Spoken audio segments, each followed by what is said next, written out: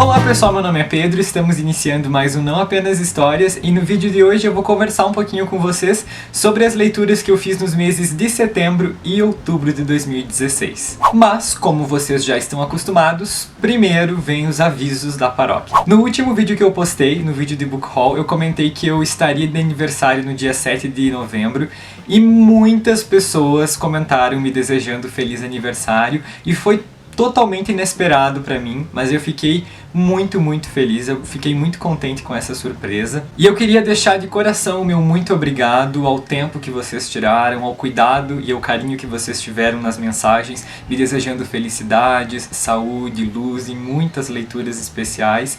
E eu desejo isso tudo em dobro pra vocês e eu espero que cada vez mais o nosso vínculo possa ser fortalecido. Então, muito obrigado mesmo. E esse era o único avisozinho da paróquia, agora eu vou começar a falar sobre as minhas leituras desses últimos 2 meses. Como eu comentei no último vídeo de leituras do mês, eu percebi realmente que o mais importante da leitura é realmente você fazê-la por gosto, né, e não por obrigação, não tem nada do tipo. Eu sou uma pessoa que gosta de ter metas, então eu fiz esse ano 2 metas para cumprir, que é o do Culto Booktuber e os 10 livros para 2016, mas justamente por essas metas terem se tornado um peso de uma obrigação e os livros não terem fluído como eu queria, eu as abandonei, né? Então as minhas leituras, vocês vão ver que daquelas listas, elas não aconteceram mais depois da metade do ano. Mas isso não tem nenhum problema, né? Como eu comentei, a leitura é muito mais importante se ela for feita com gosto. Entretanto, nesses últimos 2 meses eu consegui ler um númerozinho um pouco maior de livros, as leituras fluíram muito mais rápido, eram livros menores também, mas foram leituras incríveis. Vou começar a contar pra vocês um pouquinho sobre as minhas leituras de setembro. No mês de setembro eu li 2 vezes o livro Cobra Norato, do Raul Bopp. Já tem resenha no canal, eu vou deixar o link nos cards e também na descrição.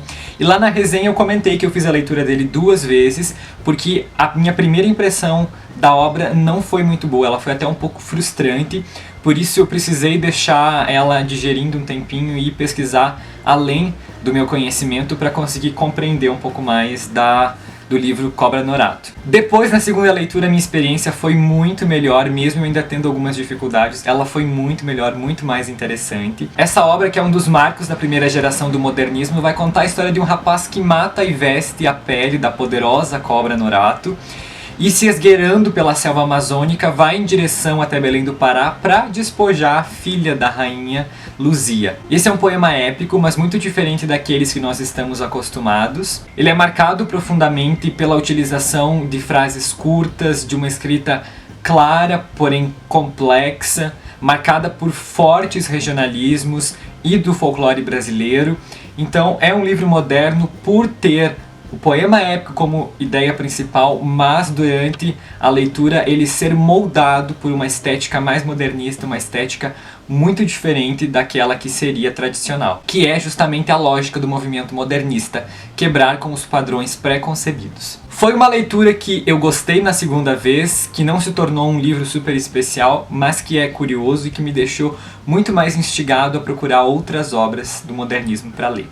Eu li também em setembro um dos meus livros favoritos do ano, que foi A Cabeça do Santo, da Socorro Acioli. Esse livro vai contar a história do Samuel, um rapaz que está pagando promessas para sua falecida mãe, e ele precisa ir até uma cidade chamada Candeia, e lá ele vai procurar a sua avó e o seu pai. Só que chegando nessa cidade, coisas muito estranhas começam a acontecer. E o rapaz começa a ouvir vozes de mulheres que rezam para o Santo Antônio, o santo casamenteiro.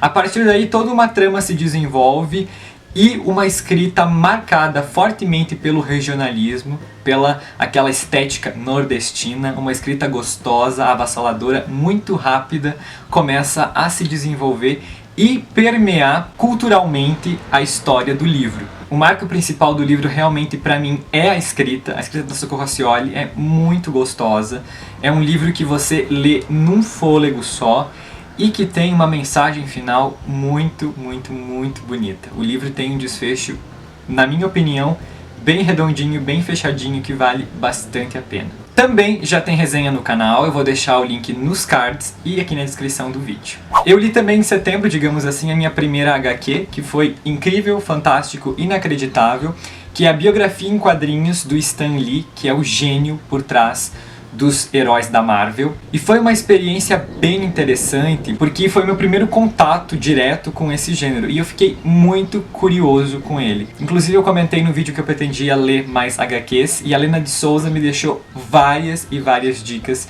que eu fiquei super curioso e que me deixou muito ansioso para comprar umas HQs e começar a ler. Então, como eu falei, já tem resenha no canal, vou deixar o link tanto nos cards quanto na descrição.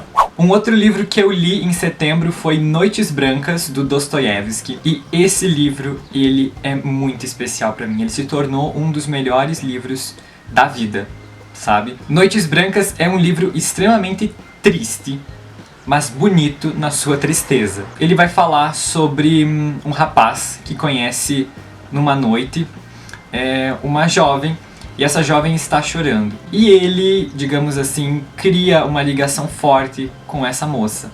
E conforme essa ligação vai se desenvolvendo, ele vai tentando se aproximar, e os dois, na realidade, se aproximam. E aí o Dostoiévski, numa lógica mais descritiva e empírica, vai colocando as mensagens que ele quer passar. Na minha opinião, o livro tem uma mensagem incrível e muito bonita sobre o amor. Então foi muito especial ler esse livro. E eu não pretendo fazer resenha ainda dele. Na realidade eu quero fazer uma resenha, mas eu não sei como que eu vou abordar esse livro em uma resenha, porque ele é tão especial que eu quero fazer um vídeo especial para ele também. Por enquanto, não vai sair a resenha. Se surgir inspiração, se surgir alguma forma de abordar o livro de um jeito bacana, eu trago pra vocês uma resenha bem especial. E o último livro que eu li em setembro foi Caderno de um Ausente, do João Anzanello Carrascosa. E esse é a mesma coisa que acontece com Noites Brancas. É um livro muito triste, mas bonito na sua tristeza. Ele tem um relato de um pai que escreve um diário para sua filha Bia, e nesse diário ele vai destrinchando muitos dos nossos sentimentos, ele vai dando muitos exemplos, e toda essa narração é banhada por um lirismo muito bonito. É uma escrita muito sensível, muito cuidadosa, as palavras são bem colocadas, as frases são muito bem construídas. Cada uma delas tem um significado especial para o livro, sabe? Você consegue perceber que é um livro bem pensado, e ele é muito triste e emocionante e bonito, e eu não tenho palavras para conseguir colocar isso numa resenha escrita ou numa resenha em vídeo, e eu preciso de mais tempo para conseguir falar sobre ele, mas é um livro que eu indico muito, ele vale realmente muito a pena. E estas foram as leituras do mês de setembro, agora vem as leituras do mês de outubro. Lembrando que em outubro a gente teve o Dia das Crianças e o Dia das Bruxas, então eu fiz uma leitura especial ali pro Dia das Crianças, né, para relembrar um pouco da minha infância, que não tá tão longe assim, né? E também eu fiz algumas leituras relacionadas ao mês do horror. Um dos primeiros livros lidos no mês foi Stuart Little, do E.B. White. E esse é um livro que você pode achar até ele um pouco estranho, porque o filme ele é diferente da história original. Na realidade eu achei até bastante diferença entre um e outro. O livro vai contar a história de uma família que adota um ratinho. E o mais bacana dele, o que me chama a atenção, é realmente... por exemplo, a naturalidade com que isso é enfrentado pelos pais. Eles tratam Stuart como seu filho e não como um rato. A partir dessa trama um pouco mais infantilizada, de algumas questões realmente mais do universo infantil, é possível fazer reflexões bem curiosas a respeito da nossa sociedade. Com o livro você consegue falar sobre respeito, diferenças, inclusão, autoaceitação e a própria formação de cada ser humano. Mesmo que pela ótica de um ratinho e pela ótica mais infantilizada, é bem possível e bem pertinente retirar algumas reflexões desse livro. Foi uma leitura super rápida que eu fiz na noite do dia 12 de outubro e que me deixou contente. Apesar de, logo que eu terminei o livro, eu fiquei um pouco embasbacado, porque eu não tinha entendido muitas coisas, e o livro termina de uma forma um pouco mais abrupta, pensando sobre as questões intrínsecas à obra e que se podem ser interpretadas, que você consegue perceber a genialidade do E.B. White. E isso só me deixou muito mais curioso para ler as outras obras dele, como A Teia de Charlotte. Eu conheci em outubro uma das minhas poetas favoritas da vida, que disputa um lugar especial com a Adélia Prado, que é a Wisława Szymborska, e ela é incrível. tá? Eu nem vou comentar muito sobre esse livro nesse vídeo, porque eu quero fazer um vídeo especial sobre a Szymborska. Eu tô lendo também um outro livro dela, que é Um Amor Feliz. Em outubro eu li o Poemas, e tô lendo já o Um Amor Feliz. Eu quero trazer um vídeo especial sobre os dois livros, mas principalmente sobre essa poeta polonesa que ganhou o prêmio Nobel, mas que possui uma sensibilidade incrível e poesias muito, muito, muito emocionantes. Em outubro eu terminei a leitura do A Guerra Não Tem Rosto de Mulher, e esse livro me marcou profundamente. Esse livro aqui, ele é muito bom. Eu também não vou comentar muito sobre ele aqui nas leituras do mês, porque eu vou fazer uma resenha bem especial sobre ele, porque a Svetlana Alexievich é uma escritora muito, muito, muito interessante, com características na linguagem muito boas e com uma narrativa crua, né, uma narrativa emotiva e natural de um dos episódios mais trágicos da história da humanidade, visto pela perspectiva de mulheres que foram e lutaram na Segunda Guerra Mundial. É um dos meus livros favoritos do ano e da vida, e que merece por todos, sem sombra de dúvidas, ser lido. Mas falarei melhor sobre ele e explicarei bem direitinho todo esse amor que eu criei por esse livro na resenha. E nas últimas 2 semanas do mês de outubro eu me direcionei para as leituras da Semana do Horror que eu fiz aqui no canal. Inclusive, gostaria mais uma vez de agradecer todo mundo que acompanhou, todo mundo que gostou dos vídeos. E no próximo ano vai ter novamente a Semana do Horror. E para esses vídeos especiais eu fiz a leitura do livro Amityville, do Jay Anson. Esse livro fala sobre uma das histórias mais emblemáticas a respeito das casas mal assombradas. A casa número 112 da Ocean Avenue, ela é envolta de mistérios, né? Existem pessoas que acreditam que a família Lutz, que foi a família que sofreu durante os 28 dias as assombrações e os fenômenos sobrenaturais, eram golpistas, e outros acreditam que eles realmente sofreram, né? São duas visões antagônicas, mas que eu acho que as duas têm os seus lados, assim, têm as suas pertinências a serem analisadas. Apesar de eu ter essa consciência, não foi uma história que me agradou, não foi um livro, uma leitura que me agradou, principalmente por causa da escrita do autor. E eu não gostei porque implicitamente o autor deixou claro que ele não tinha todas as provas para conseguir justificar tudo o que aconteceu na casa. Mas ele falava veementemente que era uma história real, eram fatos, eram coisas verídicas, e que ele não conseguia provar. Então eu achei que ele forçou a barra nesse sentido. Mas, de qualquer maneira, é um livro que eu acabo indicando porque eu prefiro que as pessoas leiam e acabam criando a sua própria opinião, porque a leitura é uma coisa intrínseca de cada um, então, mesmo com as ressalvas, é importante a gente criar uma opinião um pouco mais crítica, mas pela nossa própria experiência de leitura.